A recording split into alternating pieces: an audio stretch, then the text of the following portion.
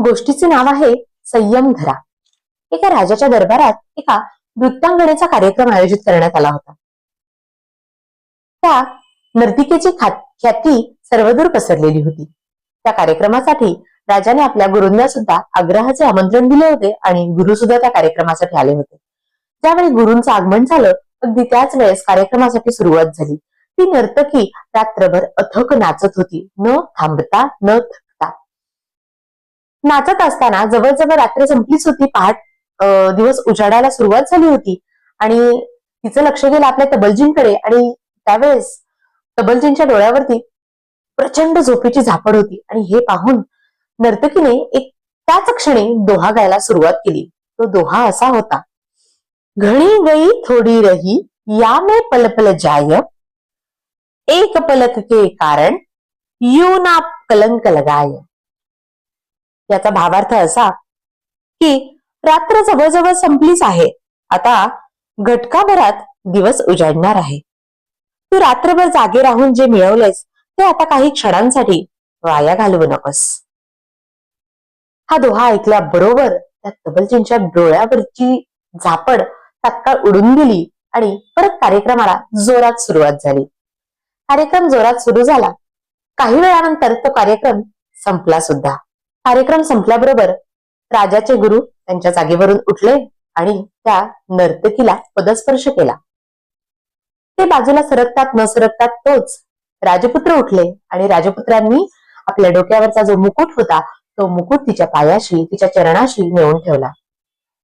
राजपुत्र बाजूला सरकतात न सरकतात तोच राजकुमारी उठली आणि राजकुमारीने आपल्या गळ्यातील हार, मौल्यवान हार त्या नर्तकीच्या गळ्यामध्ये घातला.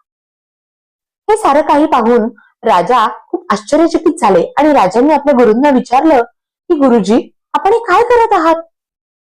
ह्या नर्तकीला पदस्पर्श करण्याचे कारण काय आहे? त्यावरती गुरु म्हणाले, अरे, वर्षोनवर्ष मी तपश्चर्या करतो, पण तरी सुद्धा रात्रभर जागा राहून मी हिचा नाच पाहिला आणि यामध्ये मी गुंग झालो. म्हणजे माझा मोह मी आवरू शकलो नाही, मग माझ्या तपश्चर्याचा काय उपयोग आहे?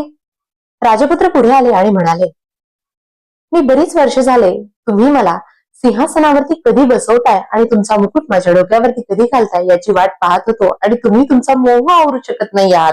हे पाहून उद्या बंड करून मी तुम्हाला मारून टाकणार होतो आणि या सिंहासनावरती बसणार होतो, पण या दोह्यामुळे ते राहिलं. राजकुमारी पुढे आली आणि राजकुमारी पुढे येऊन म्हणाली, बाबा, माझ्या लग्नाचं वय सरतं आहे आणि तुम्ही माझं लग्न करत नाही आहात. त्या कारणाने उद्या मी तुमच्या माहुतासोबत पळून जाणार होते, पण हा दोहा ऐकल्यानंतर मला लक्षात आलं की मी कुठल्या तरी मध्ये उडी मारणार होते.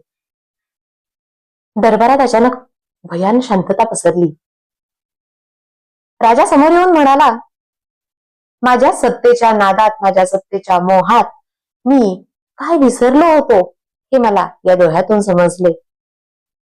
राजाने आपल्या डोक्यावरचा मुकुट काढला, आपल्या राजपुत्राच्या डोक्यावरती तो मुकुट घातला आणि त्याला राजा बनवलं आणि राजकन्याला म्हणाला, आजपासून तुझ्यासाठी योग्य वर बघणं हेच केवळ एकमेव माझं ध्येय असेल.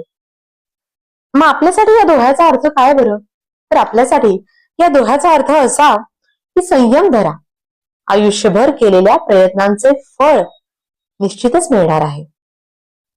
आतताईपणा करून त्या प्रयोजनाला संपवू नका.